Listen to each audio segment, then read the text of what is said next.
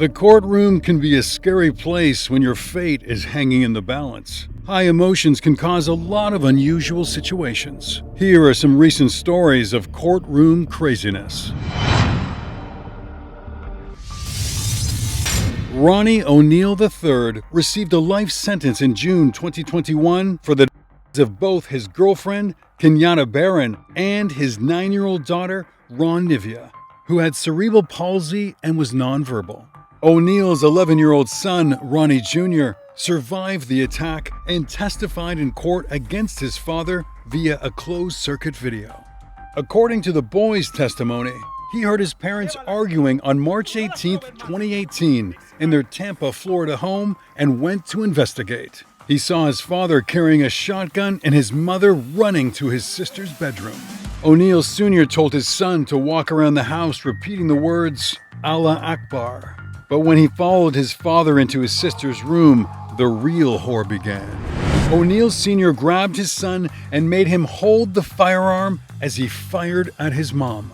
Kenyatta was able to make an emergency call telling dispatch she had a bullet hole in her arm.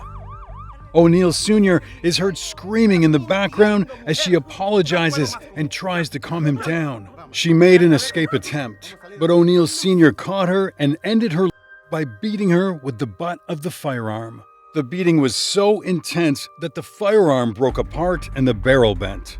O'Neill Sr. went on to his daughter's room. He dragged the young girl into the master bedroom, where O'Neill Jr. saw him hit her in the back of the head with an axe. When he caught sight of his son, he attempted to set him on fire, but the boy was able to make a break for it. He made it to the kitchen when his father tackled him and his chest with a kitchen blade.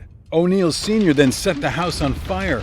His son, gravely, made it outside where a neighbor found him. His were so great, emergency responders first thought he had been The trial for O'Neill lasted 3 weeks. O'Neill's father testified that earlier on the night of the tragedy, he had called him saying someone was trying to harm him, suggesting paranoia was a part of the equation. From his mom, his brother, and friends, jurors were told O'Neill was physically at age 5 at the hands of extended relatives and that he never knew his biological father until adulthood. They also were told he grew up in a stable home, held steady jobs, and cared for his family. As an adult, he gravitated to the Nation of Islam and became part of the group Build Your Community, which advocates against guns and inner-city issues. 5 months before the murders, he was in a random drive-by at an event in Tampa. He flatlined 4 times during surgery. A forensic psychologist testified that the and trauma in his early life led O'Neill to develop PTSD and a delusional disorder. The family said as a child they often found him talking to God while standing on roofs and in trees. As an adult, O'Neill developed grandiose beliefs. He believed he was ordained by God and that he was invincible. He compared himself to Malcolm X and believed that he was targeted by agents of Islam, the CIA, and the FBI. Ronnie O'Neill III acted as his own lawyer during the proceedings, with a public defender at his side at the insistence of the judge. In his opening statement, he bellowed at the jury. The evidence is going to show that we are under some of the most vicious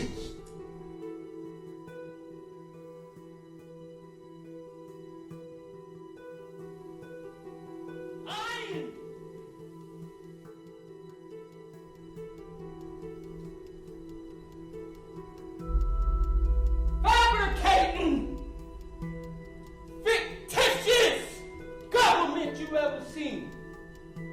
As the trial moved into the penalty phase, O'Neill changed tactics and decided not to act as his own attorney when prosecutors said they intended to seek a penalty of capital punishment. The jury found O'Neill guilty of the deaths of his girlfriend and their daughter and attempting to take the life of his son. He was also found guilty of arson and resisting an officer. Much to the disappointment of Kenyatta's family, he was sentenced to life in prison instead of capital punishment. He will spend the rest of his life behind bars, which is a small price to pay for someone who ruined so many lives.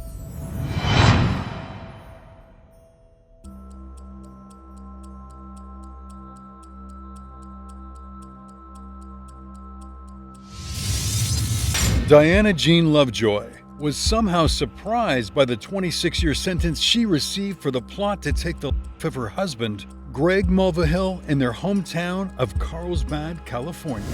Diana and Greg were in the middle of a bitter divorce. Although Diana was working as a software writer making over $9,000 a month, she was unhappy with the financial settlement of the divorce. On September 1st, 2016, Greg received an anonymous call to come to a secluded spot.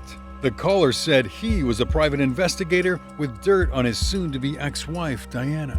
The caller told Greg he had pages of information he would show him for free, but the rest he would have to purchase. He brought a male friend, a baseball bat, and a flashlight to the arranged location of Avenida Soledad. When he arrived, he found the location deserted. But when he looked around with the flashlight, he saw a man laying on the ground with a firearm like a sniper. Suddenly, he felt a bullet enter under his armpit and travel through his ribcage. He stumbled back to the car where his friend dialed for emergency help. When his light suddenly falls on something moving in the bushes. When a bad divorce is part of the equation, police always look to the spouse first, and they had plenty to go on here. Only a few months after Diana was ordered to share custody of their son and pay child support to her husband in their divorce, she began taking gun courses from Weldon Kermit McDavid Jr., a former U.S. Marine. In 2013, he was featured in a Dateline episode when he helped a young woman escape her husband who was trying to kill her. When Diana Lovejoy came into his life, something similar happened. Diana told Weldon that she was afraid her husband was going to hurt her and needed his help. She started going to the shooting range regularly, and eventually their relationship turned romantic, even though Weldon was married too. They devised a plan to take care of her husband forever. Weldon called Greg, pretending to be the private investigator, and lured him to the spot. When police began investigating, Greg was sure Diana had nothing to do with the incident. The phone that called Greg was not able to be tracked to a person, but police were able to track it to the Best Buy store where it was purchased. The store also provided video footage of the person who bought it. It was Diana Lovejoy. That was enough to have her brought in for questioning. She told police she was at home the entire night that Greg was hurt. Police believe that may be true, but it did not completely absolve her of any wrongdoing. They knew a man was involved in some way. Now, feeling the pressure, Diana began to tell police about her burgeoning romance with her firearms instructor, Weldon McDavid. She said she had paid him to scare Greg into giving her custody of their son. Her story was that she had picked him up on the night of the incident with a firearm case, dressed in camouflage. Diana told the police that she dropped Weldon off on a dirt road, gave him the phone she purchased at Best Buy, and parked to wait for his call. A short time later, she picked him up again. When he got in the car, he said, "Something went wrong. I had to shoot him." A SWAT team was immediately dispatched to Weldon's home, where they found dozens of firearms, including a rifle that matched the one in Greg's case. Weldon denied everything when he was brought in for questioning, but quickly changed his story when confronted with Diana's statements. Prosecutors say Diana knew Weldon's reputation as a protector and fabricated a story to get his sympathy. Although Greg had never harmed Diana or their son, Weldon believed Diana's story and participated in the plan to end his life. The two went to court in 2017. Diana stood her ground that Weldon took it upon himself to fire on her ex-husband Greg, but her own aunt testified against her, saying Diana had asked her to find someone to take Greg's life. When her guilty verdict was read to her, Diana couldn't believe what she was hearing. She blinked dazed eyes several times before she fainted in the courtroom. Her family yelled for someone to help her as she rolled from her chair. Weldon K. McDavid, guilty of the crime of conspiracy. Diana received a sentence of 26 years to life. Weldon received a sentence of 50 years to life. What do you think of people who use the courtroom as the stage for their own performances? Do you think people like Ronnie O'Neal should be allowed to represent themselves? Let us know your thoughts below, and don't forget to give us a thumbs up if you like this video. And subscribe to get all the latest news every day.